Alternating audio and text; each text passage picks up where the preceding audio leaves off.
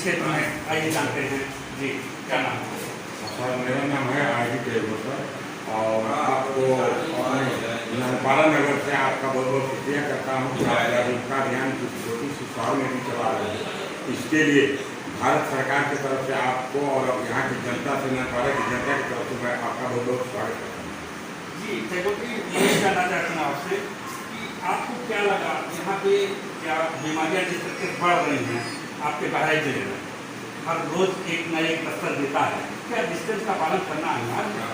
Sir बहुत बड़ा अनिवार्य है, लेकिन ऐसा हो नहीं रहा है क्योंकि ये तो पहले से ही तीसरा इलाका है जो कि पूरे आल यूपी में इसको जाना जाता है। बहराइच एक बहुत तीसरा इलाका है, फिर भी इसका सही रूप से पालन नहीं हो रहा है। यदि हो भी रहा है तो प्रशासन की वर्दी देखने के बाद ही कुछ लोग कर रहे हैं। बाकी गलियों में, मोहल्लों में इसका जो भी दूरी होनी चाहिए वो कुछ भी नहीं पालन हो रहा है सर। और प्रशासन यहाँ पर चुस्त है, लेकिन वो केवल ऑन रोड है। और एक समस्या हम लेके आए हैं फसलों की खरीद को लेकर, क्या उसमें आप संतुष्टि दिखा रहे हैं? जो गरीबों का फसल वहाँ तक सरकारी गोदामों तक जा रहा है या नहीं, बिचौलिए खरीद को? देखिए सर, ये तो एक अपवाद हो जाएगा मैं यदि कुछ कहूँगा तो, लेकिन पहले से ही अपने यहाँ की परंपरा रही है कि बड़े आदमियों को पहले प्राथमिकता दी जाती है, छोटे लोगों को बाद में प्राथमिकता दी जाती है। या तो वो बड़े आदमी का किसी का दामन थाम ले तो उसकी सुनी जाती है। तो वैसे प्रशासन का जो काम है, क्योंकि शासन चुस्त। क्या समस्या है आपको यहाँ के प्रशासन को लेके और यहाँ की जनता को लेके, या कहीं भी कुछ कमियाँ आपको नजर आ रही है? यह है कि सबको सुविधा दी गई है और हमारे नारी समाज को कोई सुविधा सरकार से नहीं मिल रही है। आप अपने समाज से सरकार से क्या सुविधा लेना चाह रहे हैं, कैसे किस प्रकार से? 2 महीने कम से कम दुकान पर लोगों को हुक्म है तो मेरे को सुविधा मिलनी चाहिए। शासन से आप क्या अनुमान लगा रहे हैं कि आपको गिफ्ट प्रदान करे या आपकी दुकानें खुलवाए? या तो दुकान खुलवा हो या तो अभी तो खुला है। आपका क्या नाम? मेरा नाम केंद्र कुमार श्रीवास्तव है।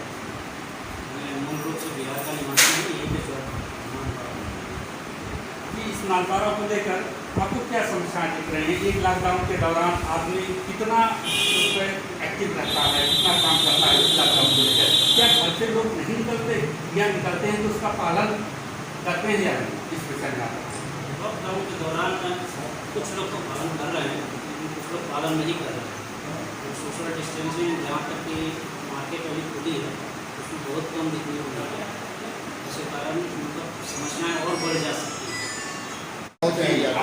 आज में चलते हैं और लोगों से जानते हैं। अभी बस इतना ही। मैं देवी पाठक मंडल। अगले सवाल में शामिल करेंगे मनोज कुमार तिवारी जी को। बैंक अधिकारियों की ओर से एक राय आती है, जो हमारा किसान, गरीब, मजदूर या व्यवसायी बैंक को जाता है कर्ज लेने के लिए तो उसको आसानी से दे दिया जाता है। जो बड़े कर्जदार होते हैं उनको आसानी से दे दिया जाता है। कर्ज अदायगी में लॉकडाउन रहने तक की छूट की बात कही गई है, लेकिन चक्रवृद्धि ब्याज में भी छूट मिलनी चाहिए या नहीं? कर्जदार क्या करेगा? तो आप बताइए। निश्चित रूप से जब तक कोरोना का हमारे यहाँ ये असर है तब तक व्यापारियों को और किसानों को ब्याज में तो जरूर छूट देनी चाहिए, वरना हमारा किसान क्या करेगा, हमारा व्यापारी क्या करेगा? जब उसकी दुकान ही नहीं खुलेगी वो आपका पैसा कहाँ से ला कर देगा? भारत सरकार ने रिजर्व बैंक के माध्यम से एक संदेश दिया है कि बैंक चाहें तो अपनी EMI माफ कर सकते हैं, लेकिन आप पहले से जानते हैं कि बैंक की आर्थिक स्थिति बहुत अच्छी नहीं है। हमारी अर्थव्यवस्था बहुत गड़बड़ हो चुकी है, इसको रास्ते पर लाने के लिए काफी समय लगेगा।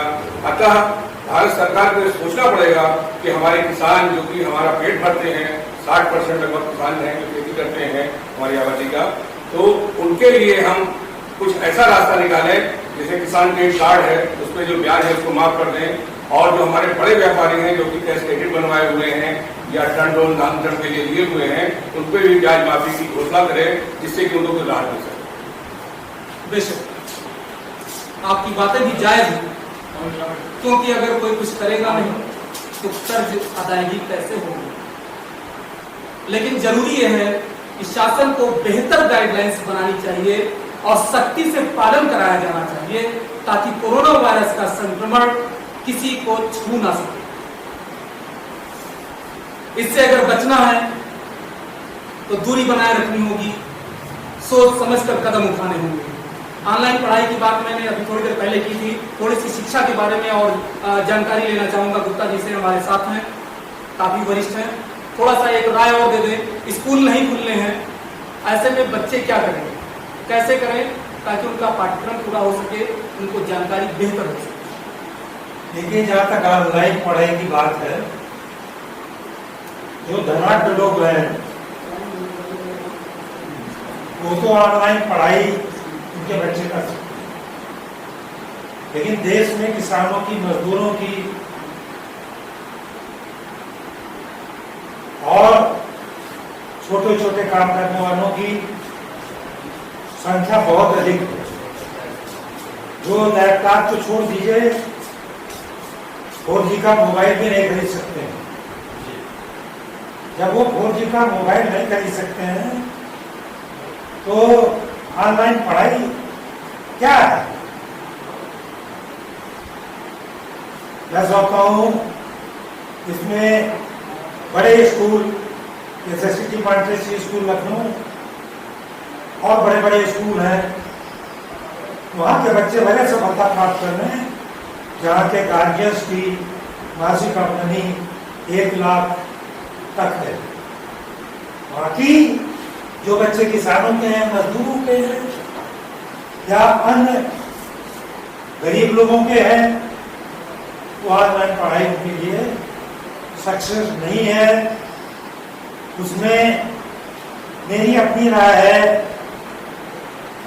कि अगर स्कूल खोल दिए जाएंगे तो सोशल स्टैंडिंग नहीं रह पाएगी, किसी भी स्थिति में नहीं रह पाएगी। इसलिए जो गार्जियन है, जो पढ़े लिखे हैं, वो अपने बच्चों को जितना घर पे पढ़ा सकते हैं वो पढ़ाएं।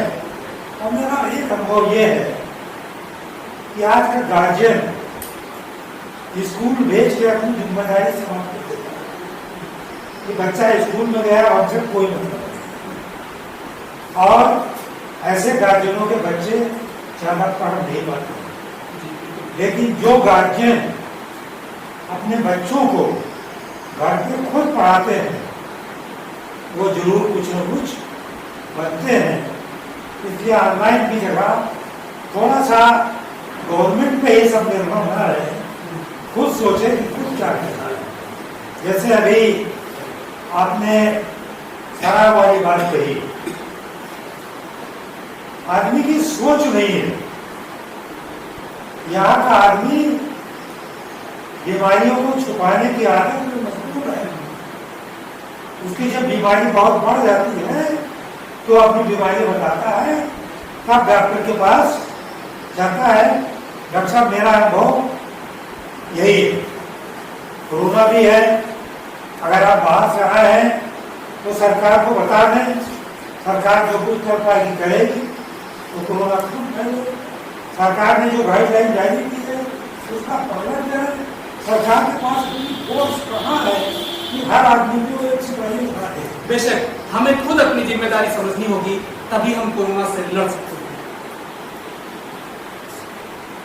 एक प्रश्न रह जा रहा है, मैं सोच रहा हूं उसको भी इस चर्चा में शामिल कर लिया जाए।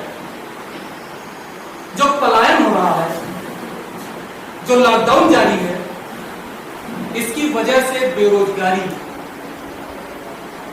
अगर पहले 10% रही होगी तो मेरा मानना है कि आज ये 40% तक जा सकती है। ये सबको स्वीकारना होगा। जो मजदूरों की संख्या तेजी से गृह जनपदों में वापस आ रही है, आखिर उससे कौन निपटेगा? शासन और प्रशासन ऐसे मजदूरों के हक के लिए, उनकी अच्छाई के लिए, उनके भविष्य के लिए, उनके परिवार के लिए क्या करेगा?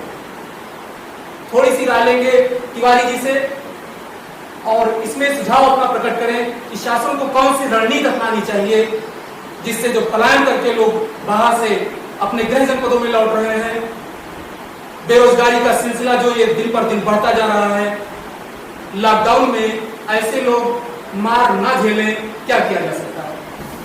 कोरोना वायरस जिसे कोविड-19 का नाम दिया गया है, इसकी वजह से हमारे दूसरे प्रदेशों में जो मजदूर हैं उनको जहाँ काम कर रहे थे वहाँ से हटा दिया गया है, उनको पैसे नहीं दिए गए हैं, खाने की समस्या आ गई है उनके सामने। वो अपने प्रदेश में घर आने के लिए मुख्यमंत्री प्रधानमंत्री से गुहार लगा रहे थे। हमारी सरकार ने उनको लाने के लिए व्यवस्था किया है, ट्रेन चलाई है और बसें चलाई हैं। इसके बाद आज ही हमने देखा है दैनिक जागरण में कि हमारे मुख्यमंत्री महोदय 20 लाख बेरोजगारों को जो कि बाहर से प्रदेश से आए हुए मजदूर हैं उनके लिए 3 मंत्रियों की कमेटी गठित की है और कहा है कि हमें बहुत जल्द इसकी रिपोर्ट दें कि हम उनको कैसे काम दे सकते हैं, किस रूप से काम दे सकते हैं। अगर ये प्रयास मुख्यमंत्री जी का है तो बहुत ही सराहनीय है और हमें लगता है कि हमारे मुख्यमंत्री जी ऐसा काम कर रहे हैं उस हिसाब से हमारे यहाँ जो प्रदेश में मजदूर वापस आए हैं लगभग सभी को काम मिलना चाहिए। सवालों का पंचनामा अपने आखिरी पड़ाव की ओर है। एक अंतिम क्वेश्चन है, महापर्व ईद जो है भारत के बहुतायत लोग इसमें शरीक होते हैं। महापर्व ईद की नमाज आमतौर से घर पर नहीं पढ़ी जाती, यह तो जानता है। मस्जिदों में या ईदगाह में सामूहिक नमाज होती है। परंपरागत तरीके से समरसता का भाव भी देखने को मिलता है। मेरे बहुत सारे मित्र ऐसे हैं जिनके साथ मैं खुद जा करके ईद का आनंद लेता रहा हूं। तो इस बार ईद की नमाज कैसे अदा की जानी चाहिए, प्रशासन को कैसा रुख अपनाना चाहिए? डॉक्टर शकील अंसारी आखिरी प्रश्न आपसे और इसका उत्तर चाहिए।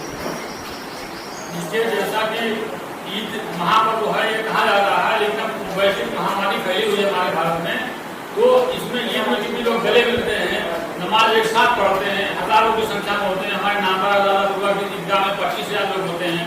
जब 25,000, 20,000, 15,000 ईदगाह में लोग इकट्ठा होते हैं तो ऐसे सोशल डिस्टेंसिंग का पालन हो नहीं सकता है।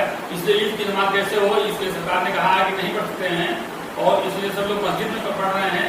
मगर ईद ऐसा पर्व है कि उसकी नमाज घर पे भी नहीं पढ़ी जा सकती, क्योंकि ईद की नमाज ईदगाह में ही होती है। तो ऐसे में लोग जो है इस बार कोरोना से लड़ने के लिए अपने आप को, अपने दिल को शांत करते हुए सब्र करेंगे। रमजान का महीना सब्र का महीना है, लोग सब्र करेंगे और दुआ करेंगे कि यहाँ से कोरोना समाप्त हो। ईद की नमाज तो बाद में पढ़ी जा सकती है। तो कोरोना समाप्ति के लिए सारे लोग ईद के प्रतिदिन रोजा खोलने के बाद दुआ करते हैं। भारत में सारे लोग कर रहे हैं और हमें उम्मीद है कि कोरोना की समाप्ति बहुत जल्द होगी। भारत जो है जीतेगा, कोरोना हारेगा। बहुत बहुत शुक्रिया आप सभी का हमारे खास सवालों के पंचनामे में हाजिर होने के लिए।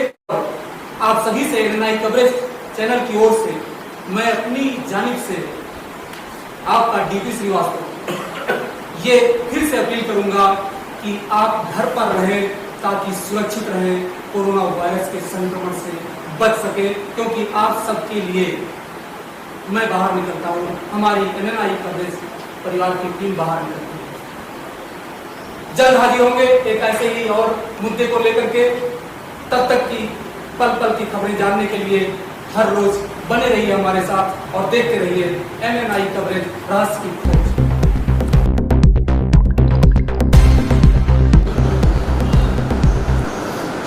ये जो आज सवालों का पंचनामा अभी आप प्रोग्राम देख रहे थे, इसमें मैं जरूर शामिल रहा आप लोगों के सामने, लेकिन जो सबसे बड़ा हाथ है इस प्रोग्राम को तैयार करने में वो जो टीम है, मैं आपको एक बार छोटा सा परिचय करा देता हूँ। हमारे साथ थे प्रकाश श्रीवास्तव जी जो कि देवी पाटन मंडल ब्यूरो से हैं एएनआई कवरेज से, और इन्होंने काफ़ी अच्छी भूमिका निभाई है। देवी पाटन मंडल के 4 जिलों में जा करके रिपोर्ट को इकट्ठा किया है। बहराइच, गोंडा, श्रावस्ती और बलरामपुर। आज बहराइच में हम लोग मौजूद हैं जहाँ पर डिबेट हुई है, अभी भी आपने देखा। और हमारे राइट हैंड पर उत्तर प्रदेश यूपी ईस्ट जो कि है वो ब्यूरो है, आप कृष्णा वर्मा जी हैं। और इनके अलावा हमारे साथ मोहम्मद आसिफ शेख जो कि कैमरा पर्सन रहे हैं, और हमारी टीम में बेहतर सक्रिय सदस्य हैं।